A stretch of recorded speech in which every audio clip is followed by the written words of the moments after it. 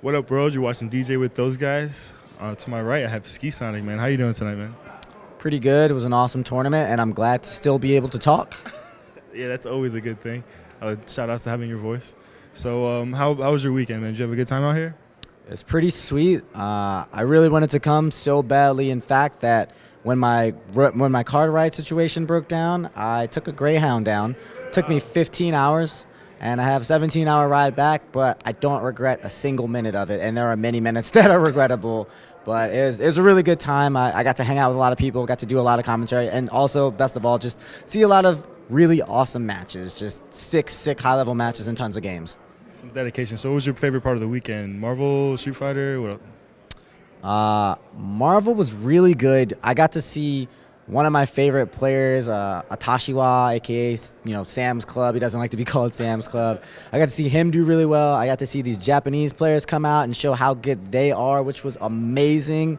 And now it's kind of like the same situation as last year, where they've come to a big tournament in the South and taken it, and they've really set the stage for Evo. So there's that, and man, shouts out to Wolf Crone for going hard after the win. Well, no matter what you do, you can't stop me. Like that's like 2012 Wolf Crone. Like those two things are gonna stick out in my mind. I love the part when Wolf Crone gave shout outs to Dave, the guy who DQ'd him. That was the only person who beat him this weekend, was the DQ guys. I know, like that was like a blow up, so uncharacteristic of Wolf Crone. And I asked him about it, and he said he was like, I was just really mad. I felt like they were trying to scheme on me, so I had to just, yeah. So I know he was like, I just felt like I was going to rush down, and I'm just going to keep rushing down, and I'm going to rush down until it stops working, and that's what he did. Well, it worked, so definitely, that was definitely cool.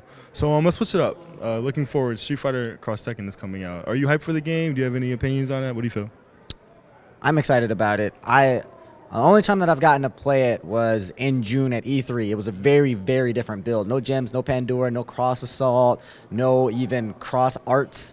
There was only, footsies and chaining and unblockables that we had found. So all like that stuff is the only thing that's left, and from that is really footsies. And even in that version, you could chain and cancel your chains in a special. So it's a completely different game. But I like what I've seen from it so far, and also what I'm really liking is that everybody that's playing it sounds like they're having a good time with it, and that's different than the last two big releases that we've had, Marvel vs. Capcom 3 and Street Fighter 4. So I'm excited to play it. I can't wait to get some games in like some quality time, and I got my copy on pre-order. I'm not worried about the gems except for tournament play. I'm not worried about Pandora or whatever. I just want to play the game and see how fun it is. Hopefully the game turns out well, and we're all looking forward to it. We're also looking forward to your commentary on the game, which should be always hype. Thank you. I try my best. I appreciate hearing that. Awesome. So how do you feel about this whole esports debate where we have MLG trying to come in and all these other companies? Do you feel like any type of growth is good growth, or do you think it's something bad? I don't think that that's necessarily true, that any growth is good growth, but I think that growth is good. I don't think that it's impossible for our community, the way it exists, to coexist with these leagues, these esports leagues. I don't think it's impossible for them to coexist, but I do think that a lot of work would have to be done, and I'm not sure that that's going to happen. So with this recent announcement with MLG, I think that that's actually good, because, or maybe overall more good than bad, mainly because the three games that have been announced at MLG, Mortal Kombat, King of Fighters, and Soul Calibur 5, are games that won't get as big a prize payout at a tournament like this as they would at MLG.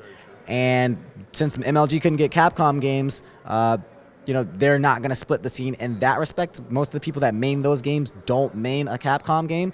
So people can go out to those tournaments, they can have a chance at money, and the people that are interested in those games but also play a Capcom game will have an extra incentive to actually practice up, because a lot of people think that KOF, for instance, is a great game, but they're not going to devote too much time to it when there's going to be a 400-man Street Fighter tournament compared to a 170-man King of Fighter tournament. But if there's money out there, then that'll be interesting. So I'm really interested to see how that pans out. Now, as for the Capcom games, when the money gets thrown to that, and if it goes to IPL like it seems like it is, then that's going to be a whole different animal, and we'll just have to see what weekends they get, how they work with the existing tournament infrastructure, and if they do, So I'm a little hesitant about that, but with this MLG thing, I think it could turn out okay, even though MLG has scheduled on top of 3 other tournaments already this year. We're just going to have to see how it goes. I mean, there's only so many days in the calendar, though, so it's going to be kind of tough. But do you think the onus should stay on the community to run all the biggest events for Capcom games?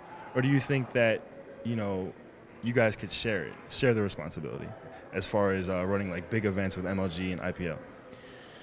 I like it the way it is, I have to say, but I'm probably biased. And if there is some sharing going on, like I said, like that might work, but I don't think that there's necessarily the level of communication that needs to happen for them to like peacefully coexist.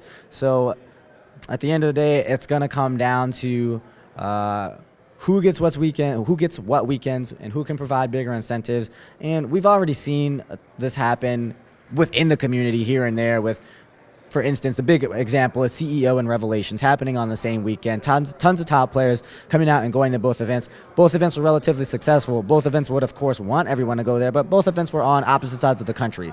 We're going to see that happen more and more. Like you said, there are only so many calendar days in the year. There's only 52 weekends a year, so we can only have so many events, or we can only have so many open days. So it's just going to happen that people are going to start going to either what's closer to them or what provides them the best incentive for like their skill set and the games that they play. So it's going to grow and it's going to develop, but in what direction, it's just hard to say. I really have no idea what to say about it. It's going to be interesting, that's for sure. Well, that was some very good insight and input on the whole topic.